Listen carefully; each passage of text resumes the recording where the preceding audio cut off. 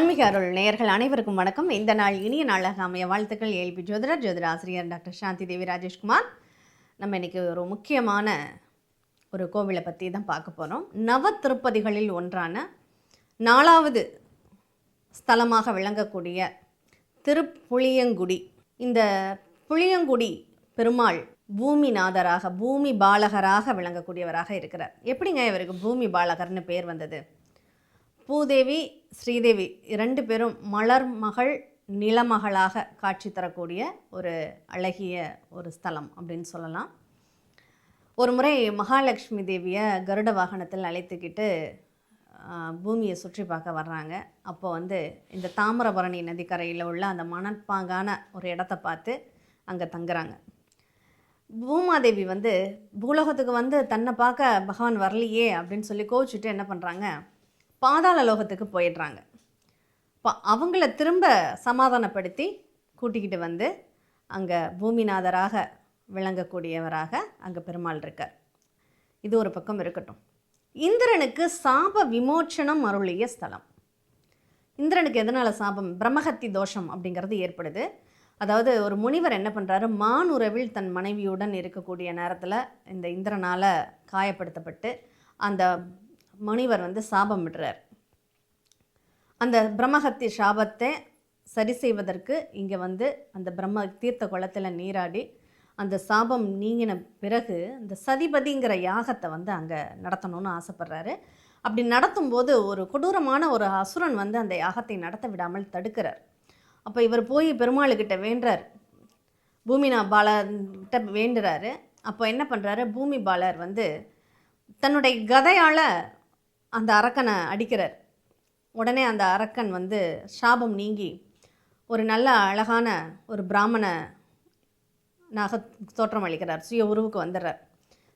இந்த நிகழ்வு எப்படி ஆச்சு அப்படின்னு கேட்டால், அவர் அதுக்கு நீ எப்படி இந்த மாதிரி ஒரு ரூபத்தை எடுத்த, ஏன் அசுரனா மாறின அப்படின்னு சொல்லி கேட்கும்போது அந்த யக்ஞசர்மாங்கிற பிராமணர் சொல்கிறாரு, எங்கள் வீட்டில் ஹோமம் யாகம் வளர்த்தினோம், வசிஷ்டருடைய புத்திரர்கள் தான் யாகம் வளர்த்தினாங்க.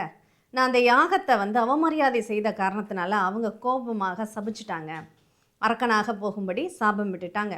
அதற்கு நான் செய்த தவறை உணர்ந்து அவங்கள்ட்ட மன்னிப்பு கேட்கும்போது, இந்த மாதிரி பூலோகத்தில் இந்த இடத்துக்கு போ, இந்திரன் வேள்வி யாகம் நடத்த வரும்போது அந்த வேள்வியை தடுக்கும்போது உனக்கு அந்த பெருமாள் சாப விமோசனம் தருவார் அப்படின்னு சொன்னார்.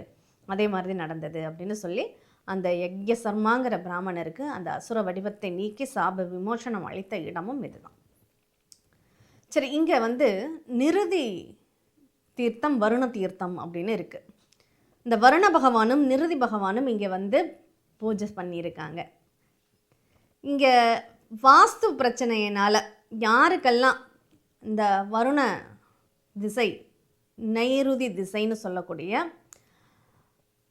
மேற்கு பாகம் பாதிக்கப்பட்டிருக்கோ, ஒரு வீட்டினுடைய மேற்கு பாகம் பாதிக்கப்பட்டிருக்கு அப்படின்னா அந்த வீட்டினுடைய பெண்களுக்கு பிரச்சனைகளை தரக்கூடிய அமைப்பை ஏற்படுத்திடும். அந்த வீட்டில் சேமிப்புங்கிறது தங்காது. அப்படி பிரச்சனை இருக்கக்கூடிய வாஸ்து தோஷத்தினால் ஏற்படக்கூடிய பிரச்சனைகளுக்கு, அதுவும் இந்த மேற்கு திசை பாதிப்படைஞ்சிருக்கக்கூடியவர்கள் வழிபடக்கூடிய ஒரு ஸ்தலமாக பூமி பாலகராக இறைவன் காட்சி கொடுக்கக்கூடிய ஒரு அற்புதமான ஒரு ஸ்தலம். இங்கே பெருமாள் சயன கோலத்தில் காட்சி கொடுக்குறாருங்க. இதனுடைய ரொம்ப விசேஷம், அதிவிசேஷம் என்னென்னா, பெருமாளுடைய நாபியிலிருந்து ஒரு தாமரை தண்டு தனியாக போய் சவத்தில் இருக்கக்கூடிய பிரம்மாவுடைய தாமரை மலரோடு சேருது. அப்படி ஒரு அழகிய ஒரு காட்சியை இங்கே பார்க்க முடியுது. 12 அடி நீளத்தில் சயன கோலத்தில் பெருமாள் வீற்றிருக்கிறார். அவருடைய பாதத்தை நம்ம தரிசனம் பண்ணணுன்னா நம்ம பிரகாரம் சுற்றும்போது ஒரு ஜன்னல் வச்சுருக்காங்க. அந்த ஜன்னல் வழியாக தான் அவருடைய பாதத்தை நாம் தரிசனம் செய்ய முடியும்.